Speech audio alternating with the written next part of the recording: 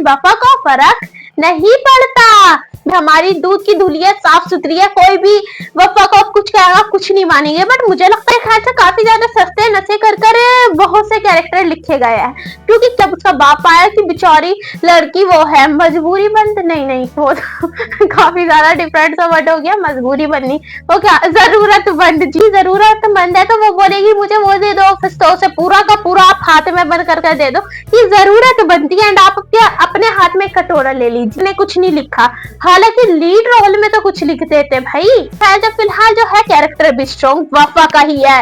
वफा बिल्कुल बेवफा है, वाह बा वफा यानी वाह वफा। सालिस की सालिस सीधा चूड़ियां पहनकर बैठा है, पता नहीं क्यों चूड़ियां उतार दो। गैर बिल्कुल भी नहीं है जहर, क्योंकि गैर जैसे नाम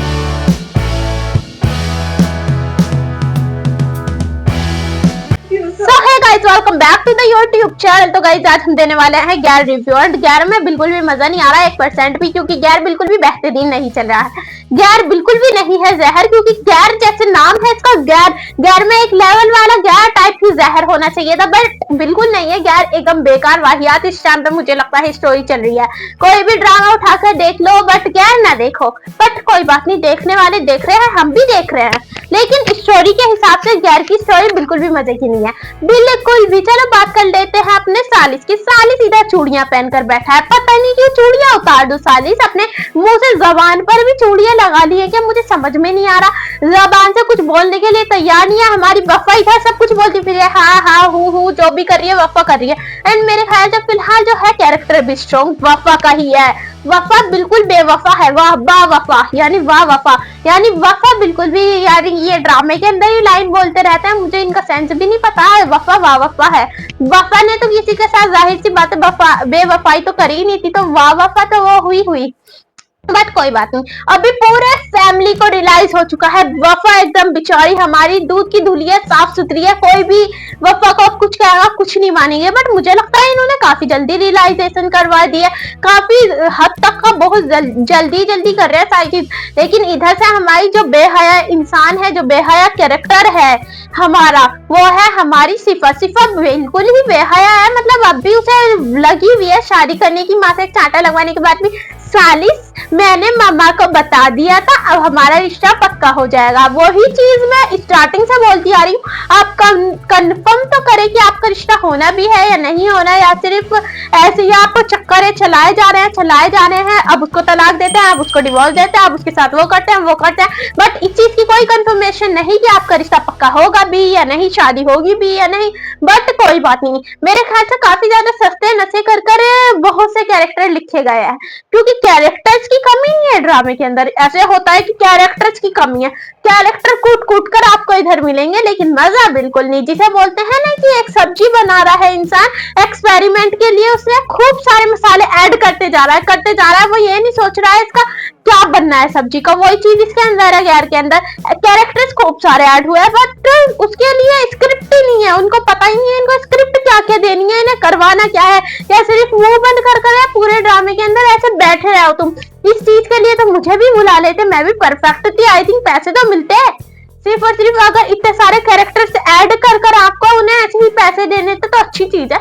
इस काम को तो कोई भी कर सकता है। एंड बहुत सारे कैरेक्टर्स ऐसे हैं जो चुप ही रहते हैं पूरे ड्रामे में अभी शुरू से अभी तक का, लेकिन बहुत से कैरेक्टर्स के वैसे अभी मुंह खुले हैं, इसलिए मैं ये बात कर रही हूँ कि बाकी दिनों से आप कैरेक्टर्स कहाँ थे, आप पैसे भी दे रहे हो उन्हें, इतने सारे कैरेक्टर्स ऐड करके, तो उन्हें बुलवाओ, उनको स्क्रिप्ट दो।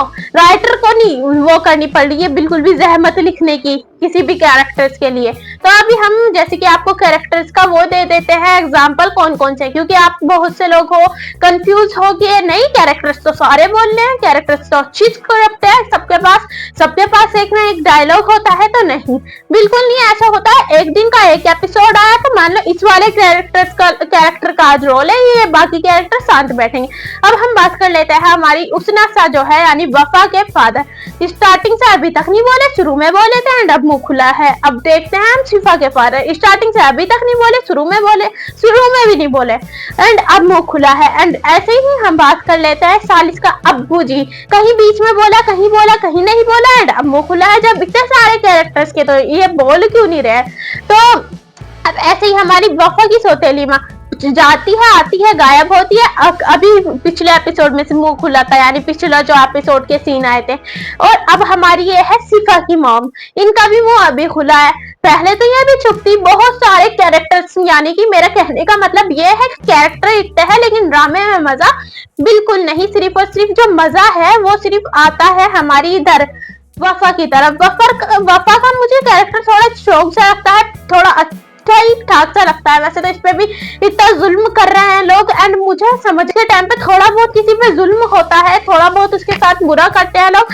तो जितनी चीजें इन लोगों ने वफा के साथ कर दी हुई है, तो इस हिसाब से तो वफा की तबाही हो जानी थी, क्योंकि वफा को इतना ज्यादा जुल्म कर रहे हैं वफा पे स्टार्टिंग से लेकर अभी तक। लेकिन वफा बहुत ज्यादा नॉर्मल है हमारी।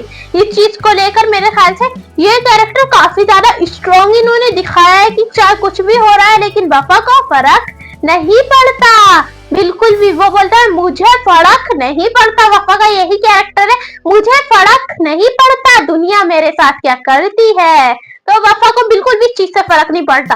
तो वफा सिर्फ और सिर्फ अपनी जिंदगी में मगन है कि मैं तो हुई बेसहारा, बेबस, बेअनाथ, बेबस, जो भी वफा को बोलो वो चीज कमेंट। इधर सालिस बहुत ज्यादा मेंटल किस्म का इंसान है, मतलब इतनी चीजें हो रही है, एक तरफ उसका आता है वफा बिचारी, वफा बिचारी, वफा बिचारी, वफा बिचारी के लिए कुछ करो भी तुम। सिर्फ यही बोलता रहता है पूरे एपिसोड में, अम्मी वफा तो बिचारी बड़ी वो है, सबके सामने यही बोलता है लेकिन करता कुछ नहीं है। इसके लिए फिर राइटर ने कुछ नहीं लिखा, हालांकि लीड रोल में तो कुछ लिख देते भाई। मैं ये नहीं कह रही पूरा ड्रामा बेकार है, कहीं कहीं पर ड्रामा अच्छा भी चलता है, बहुत से सीन्स अच्छे भी होते हैं। बट इधर जब सालिस के भी कैरेक्टर लो ही टाइप है, तो आप फरजाद की बात कर लेते हैं। फरजाद भी नॉर्मल है, नॉर्मल उसके साथ में जो लड़की दिखाई जा रही है वो बिल्कुल नॉर्मल नहीं है, वो थोड़ी सी डिफरेंट टाइप लड़की है। लैंप लेकर अपने घर जा रही है कि मुझे लैंप लेकर जाना है, लैंप लेकर जाना है, मेरा लैंप खराब है। लड़की ने एक रट्टी लगा ली है, अब उसे लैंप चाहिए तो चाहिए। अब फरजाद भी मुझे समझ में नहीं आ रहा, मेंटल किस्म का इंसान, जब उसे लैंप चाहिए दे दो, इतना बड़ा ऑफिस है तुम्हारा। नहीं ऑफिस की चीज है, ऑफिस की चीज है। जब तुम्हें पता है एक इंसान पागल है तो पागल के साथ पागल बनने का क्या फायदा। बहुत से लोग होते हैं रियल में भी एंड ड्रामे में भी, बिल्कुल सही लिखा गया है, पागल के साथ पागल वो बन गया था फरजाद। एंड जब उसका बाप आया कि बेचारी लड़की वो है मजबूरी बंद, नहीं वो तो काफी ज्यादा डिफरेंट सा वर्ड हो गया, मजबूरी बननी वो क्या जरूरतमंद। जी गाइस जरूरतमंद है लड़की, काफी ज्यादा जरूरतमंद है, जो मांगे वो दे दिया करो, मतलब इसके साथ ज्यादा वो ना करा करो तुम, बदतमीजी या वगैरह कुछ भी, मतलब जरूरतमंद लड़की है।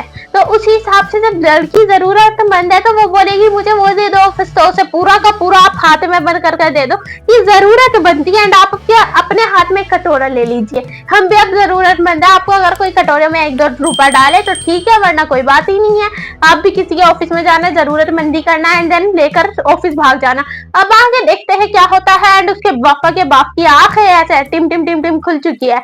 इतने दिनों से उसकी औलाद की वो खाती ममता, उसकी ममता गायब थी, अब उसे सारी चीजें नजर आ रही है। मेरी बेटी के साथ बहुत बुरा हो रहा है भाई, अब उसे नजर आ रहा है उसकी बेटी के साथ क्या क्या हो रहा है। और मुझे लग रहा है बेटी के मेरे ख्याल से जितने अमीर है मालदार है तो बेटी को वापसी ले आया है।